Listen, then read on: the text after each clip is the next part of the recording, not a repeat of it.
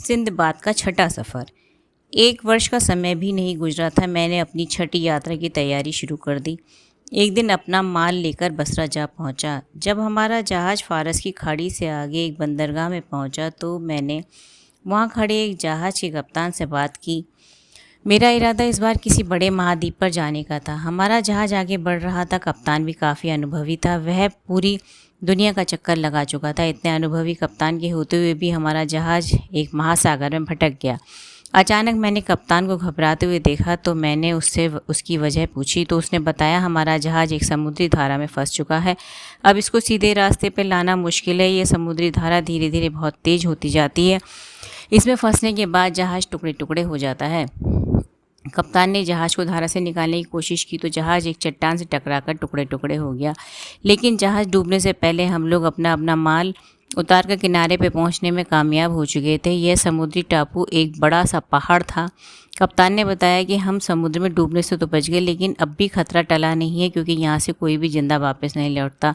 अब हम सब की मौत करीबी है। हम लोग निराश हो गए। आमतौर पर ऐसा होता है कि टापुओं के किनारे पर छोटी छोटी नदियाँ आकर समुद्र में गिरती हैं, मगर इस टापू पर उल्टी ही बात थी। यहाँ समुद्र से निकलकर एक बहुत बड़ी नदी टापू की तरफ बहती थी। कुछ आगे जाकर वह नदी अंधेरी गुफा से गुजरती थी। उस गुफा के आसपास बहुत से कीमती पत्थर पड़े थे। इन रत्न मणियों को बटोर कर ले जाना काफ़ी आसान लग रहा था, लेकिन मुश्किल बात यह थी कि कोई जहाज़ यहाँ तक नहीं आ सकता था। यहाँ आकर जहाज़ चट्टानों से टकराकर टूट जाता था। हम लोग वहीं किनारे पर डेरा डालकर बैठ गए। दिन गुजरने लगे और हमारा एक एक साथी रोज़ मर रहे थे। इस एक दिन इस तरह मेरे सारे साथी मारे जा चुके थे और मैं उस टापू पर अकेला ही रह गया था। लेकिन अब तो मेरे पास भी खाने को कुछ नहीं बचा था। मैं हिम्मत करके एक दिन उस अंधेरी गुफा के मुंह पर जा पहुंचा।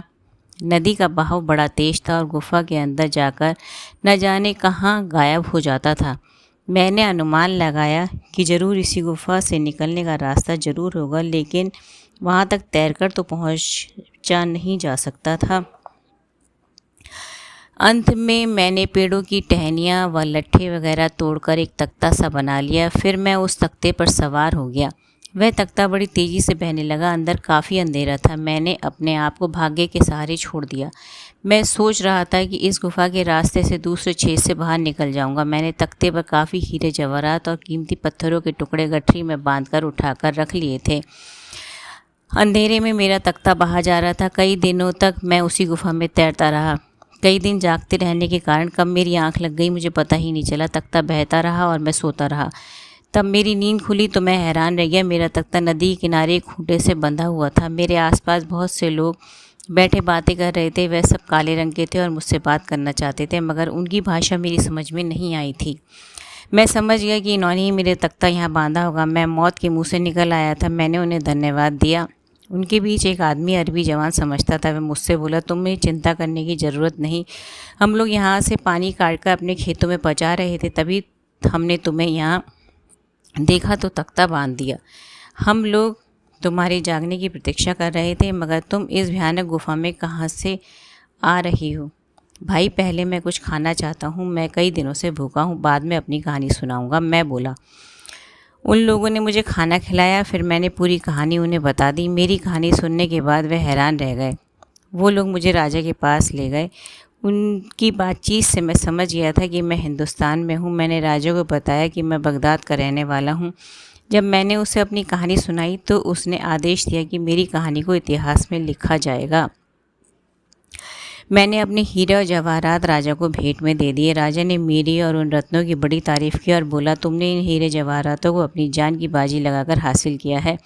मैं इन्हें इस प्रकार नहीं रखूँगा। इनके बदले मैं तुम्हें काफ़ी इनाम दूंगा ताकि तुम अपने देश जाकर आराम से रहो। मैं काफ़ी दिन आराम से के साथ उस राजा के महल में रहा। फिर उसने मेरी यात्रा का अच्छे से अच्छा प्रबंध करने का आदेश दिया। फिर उसने मुझे बहुत सा कीमती सामान दिलवाकर वहाँ से रुखसत कर दिया। राजा ने मेरे लिए बहुत बड़े जहाज़ का प्रबंध कराया था। मैं उसी जहाज़ पर सवार होकर बसरा पहुँचा और वहाँ से बगदाद रवाना हो गया। अपनी कहानी सुनाने के बाद उसने हिंदबाद को फिर 100 अशर्फ़ी दी और अगले दिन आने की दावत दी ताकि अपने 7वें सफ़र की कहानी सुना सके। अगले दिन हिंदबाद और सभी लोग फिर वहाँ पहुँचे तो सिंदबाद ने अपने 7वें सफ़र का किस्सा सुनाना शुरू किया।